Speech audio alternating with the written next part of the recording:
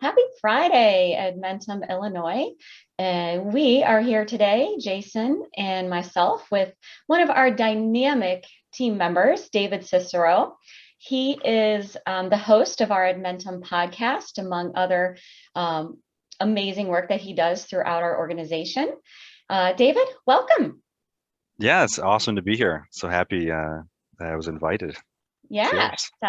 you get to be on the opposite side of things today. You're normally the host. Now today you are the guest. So we Yeah, are. I know. I'd be lying if I didn't say I did admit I was just a bit nervous. Yeah, I'm not used to being on this Yeah, side. you're in the hot seat now. So, Yeah. so we had a little bit of chance to talk, before we pushed the record button here today. And one of the things that you were talking about that you're starting to explore and really take some interest in is the idea of stakeholder roles and how those may not be changing. In the future, and do they need to change? So I wondered if you could just kick us off by just talking a little bit about some of your thoughts around stakeholder roles and where you might be heading with that. Yeah. So yeah, I am the host of the Edmentum Podcast. And typically on that podcast, I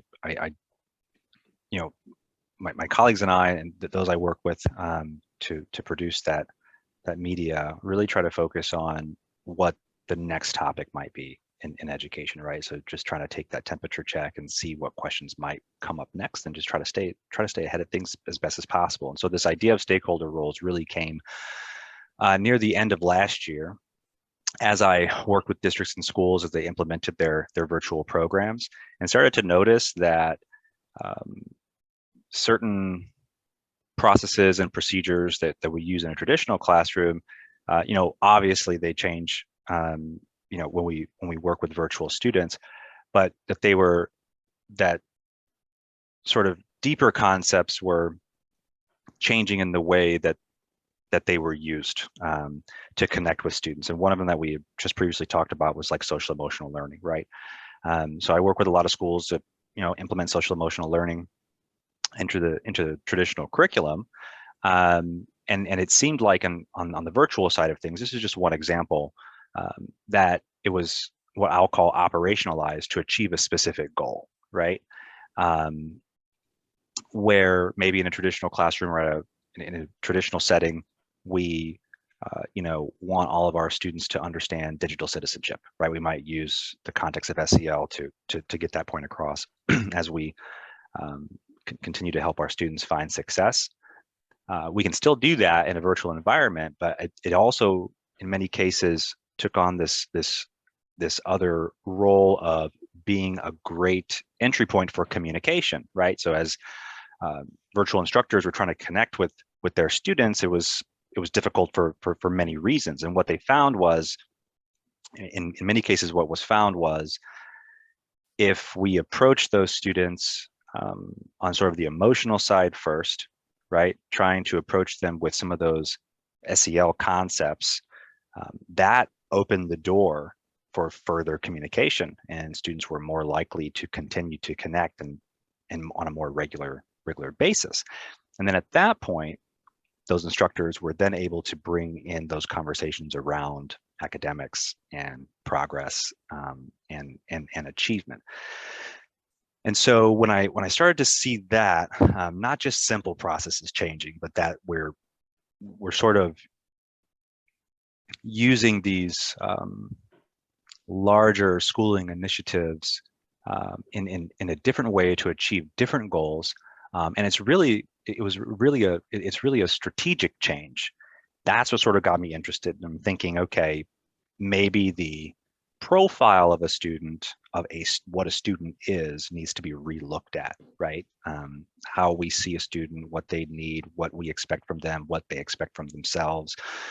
Do we really need to see this virtual student in a different way?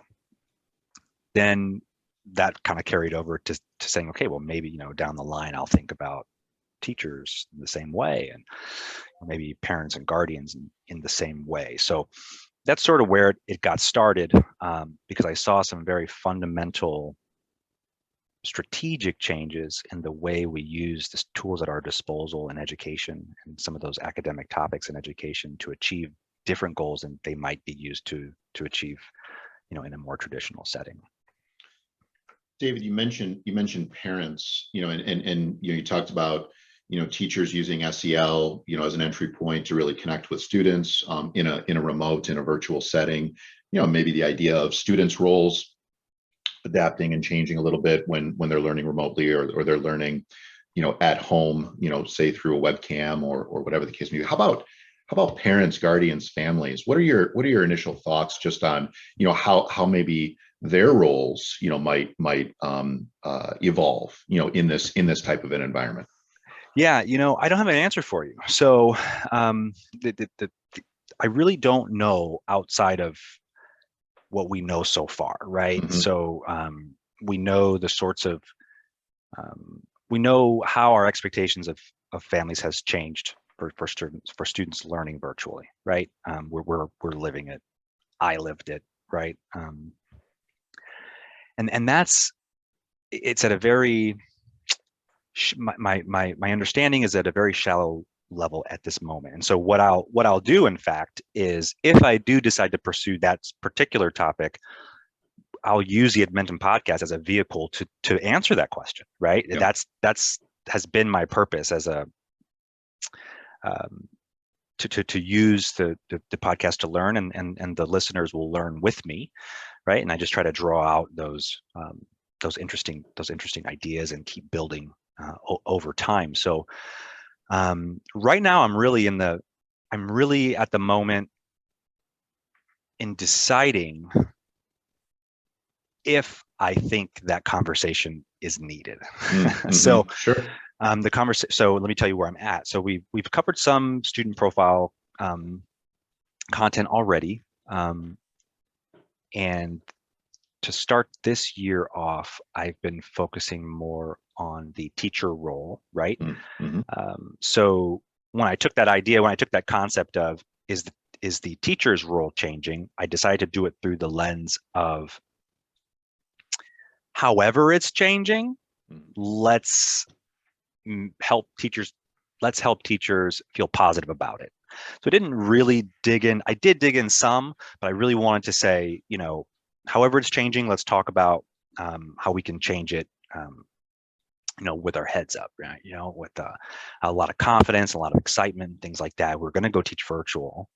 We need to do virtual instruction. How do we feel happy about it and excited about it, not frustrated? And so I've dedicated the past few episodes to digging into that. And one of those ways that we found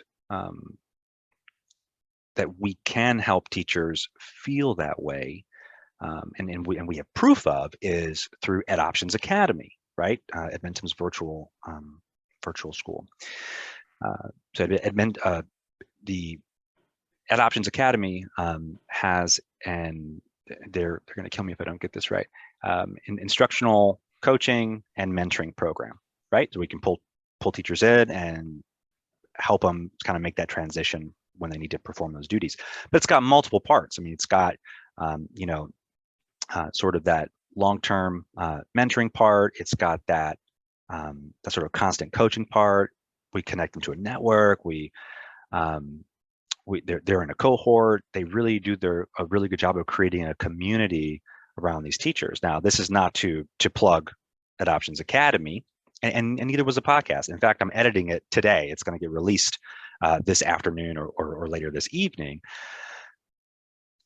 The way it answers my personal research question is that by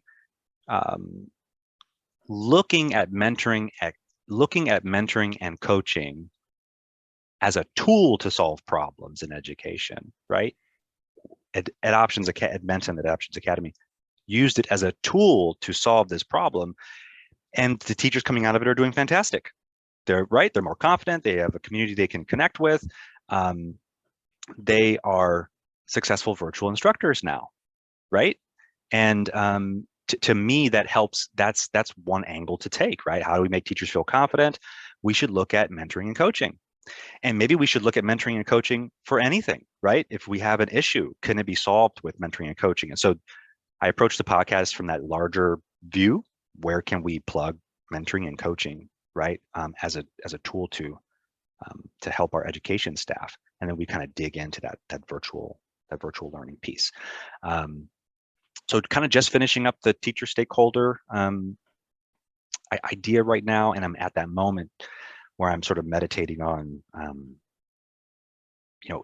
how needed is it, and what kind of conversation could be really had around analyzing that kind of at-home stakeholder role. Oh, no, go ahead, Jason. David, I just wanted to follow up with that a little bit. You talked about some of the more recent episodes. What's kind of your overarching, when you think about the podcast, what is your overarching goal for that medium? Oh,